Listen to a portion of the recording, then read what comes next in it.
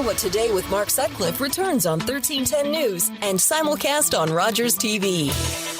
Elliot Tepper is with us from Carleton University. Of course, the Carleton University men's basketball team won the national championship for the 13th time, and we're going to talk to one of the players. Ryan Edgem is going to join us at 11:45 this morning on Ottawa Today. Now, that's a dynasty I can get behind. Yes. 7 in a row and 13 of the last 15 years. When I was going to Carleton and covering sports at Carleton, none of the sports teams won anything. Nothing. So it's a different time now. Yeah, I'll take this one. Yeah, great success. What a program. Dave Smart, of course, the head coach. Incredible. Smart's a good name for him, don't you think? Yeah. Very savvy guy, and we're lucky to continue to have him in Ottawa after all the tremendous success he's had. I'm sure there have been other offers. So let's turn to let's touch on Donald Trump's tax return briefly, and then we can talk about some of the other stories that kind of follow up on what we talked about last week in the the cyber espionage and other things like that. Well, one of the main points about the story on his taxes is we're talking about his taxes. What are we not talking about? All the other things that are happening in the world. This is yet again a diversion. In fact, where did this leak come from? And the gossip in Washington is the Trump people leaked it. Well, why would they leak it? Hey, you're not talking about the Russians and Donald Trump.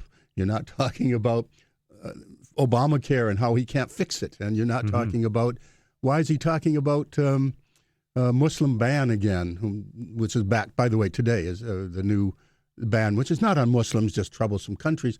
Why are we not talking about jobs? Why aren't we talking about national security? So the things that could be the centerpiece of a new administration, instead we're talking about his taxes. And we'll let them keep talking about it in the U.S.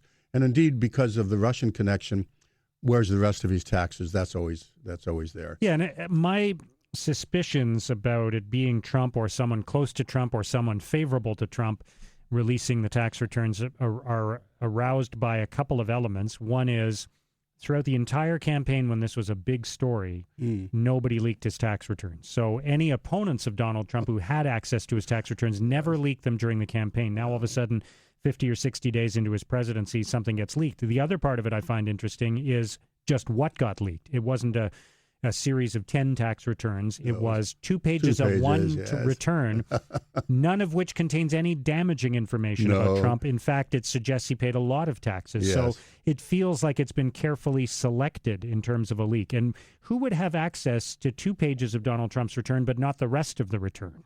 Et cetera, et cetera, et cetera. There's a broader question now, only on the question of leaks, is that if a new administration gets all caught up in a sense, the paranoia of chasing leaks, then also what else are they not doing? Yeah. If they're caught up on doing that, are they, not governing?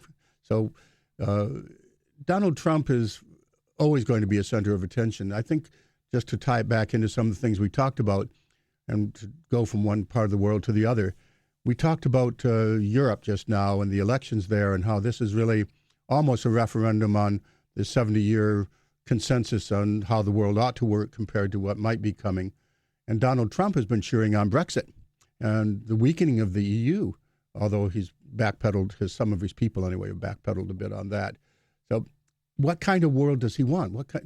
This is the leader of the free world, except if you don't want to be the leader of the free world, there's other people, there's other states that are vying for that. Europe was all about peace as well as prosperity. We've just talked about that. What about NATO then? If NATO, which is kind of the military pointy end of the stick, unspoken protectorate of the EU and the Western consensus, let's talk a bit about that in terms of Canada. Canada, as you know, is sending, a brigade is sending 450 troops to Latvia as part of, Russia looks expansionist. Well, if you weaken the EU, you're inviting Russian expansion. They have a vested interest in it. So, again, you have to wonder what Donald Trump's foreign policy is. If he weakens the EU, he's inviting Russian expansionism. Where the rubber hits the road is where we're sending our troops around Latvia, only as a tripwire. 450 troops are not going to stop a Russian invasion of that area, but it would be a bellwether because we're NATO members. You attack us, you attack the entire NATO alliance. And it's just been announced, Matthew Fisher, our great war correspondent, has just said, you know, they are preparing to be cyber warriors. They're so concerned now that cyber has become an important part of warfare that Canada has to be up to speed, and we are indeed getting up to speed. I have a quote here. We definitely have to get it right. We have to go to Latvia with a strong defensive posture. First and foremost, we recognize cyber as a domain of warfare, and we are constantly under attack. This is a senior military officer for Canada. So we're talking about the big picture and the various elements that pop up. We do have a situation where cyber has moved to the center. Let's move on to Asia because we can link it to the other part of the world. We are in a pivotal situation in terms of what kind of world we're going to have. China and the United States are about to have a summit. China's a new leader who has just ensconced himself as being the central pivot of Chinese politics at the most recent conclave they had. He's coming to Mar-a-Lago, of all places. So he's coming to have a head-to-head with, this is one of the most important meetings, potentially, that we could, managing the transition to a multipolar world versus a sphere of influence world is really the key question here. Right. If it's going to be a multipolar world with the U.S. still being a balancer and U.S. and its allies, meaning Canada and NATO, et cetera, is one vision. Divide up the world among great powers and spheres of influence, that's another, and that's what China has in mind. That's what Russia has in mind. Is that what Donald Trump has in mind? We'll have a clearer picture on that, but that takes us to another election. There's going to be an election in Korea, not just across Europe, but on May 9th, South Korea, an ally of Canada, has to get a new president because the current president has successfully been removed from office and may be under investigation for criminal acts. Which is, by the way, what the guy was talking about on the BBC when his kids burst into the room in that video that was shared. Yes. And most people don't even know the subject material that he was covering before that moment. Actually, I was listening. Yeah. And also, I just was on another. I was on TV just after that, and with my grandchildren around, and the threat was they'd plop one on top of my head, and that would be a lot of fun. Which would be, by the way, much better than the interview. Yeah. But the point here is that we talked about this. The weakness in South Korea invites North Korean activity, and indeed, they fired off a bunch of missiles. And China, which has made it widely known that they really dislike this boy and they want stability, but they do nothing meaningful. They say they're applying sanctions, and they've joined the UN consensus on sanctions, the P5. But in fact, they have never made the choice that the buffer zone of North Korea, which keeps the American troops away from their border, and then the refugee question and so forth, the collapse of the North is more of a threat to them, in their opinion, than a nuclear-armed intercontinental ballistic missile with nuclear warheads on it. That's not as much of a threat to China as they currently see it. Maybe they'll be talking about that at the Trump summit. But there's another factor on the cyber side here. It's come out since we last met that all those failed tests, missile tests that the North Koreans have tried, they've had a lot of very high, 88% failure rate. The U.S. may be cyber attacking those missiles as they take off. But Mark, what would happen if one of those cyber attacked missiles by the U.S. misfires and lands on Japan? This would mean war.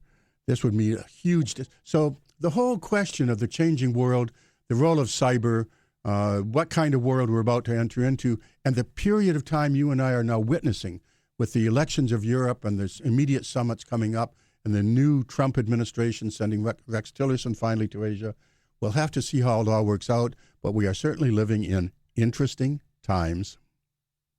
Thank you, Elliot. We'll see you next week. Indeed. Elliot Tepper from Carleton University. Coming up, we're going to have an update on what's happening on the roads. The manager of road services at the City of Ottawa is going to join us to talk about how they're dealing with the storm. Also, we're going to talk to one of the members of the Carleton University men's basketball team that just won a 7th consecutive championship. This player actually won 5 times in a row with Carleton. His entire playing career with the Ravens led to championships. Ryan Edgem is going to join us. And ahead on the Power Lunch, communications specialist and former broadcaster Stephanie Egan and digital public affairs specialist Mark Blevis will be our guests on 1310 News. Ottawa Today with Mark Sutcliffe returns on 1310 News and Rogers TV right after this. This hour of Ottawa Today is brought to you by 417 Infinity. Lease or purchase your next Infinity from 417 and enjoy the privilege of complimentary service loaners, Saturday luxury car wash, and a 6-year warranty. Many opinions. Why don't we wake up, people? This province needs to have a conversation. They're the perpetrators of this injustice. One voice. How can it be that this is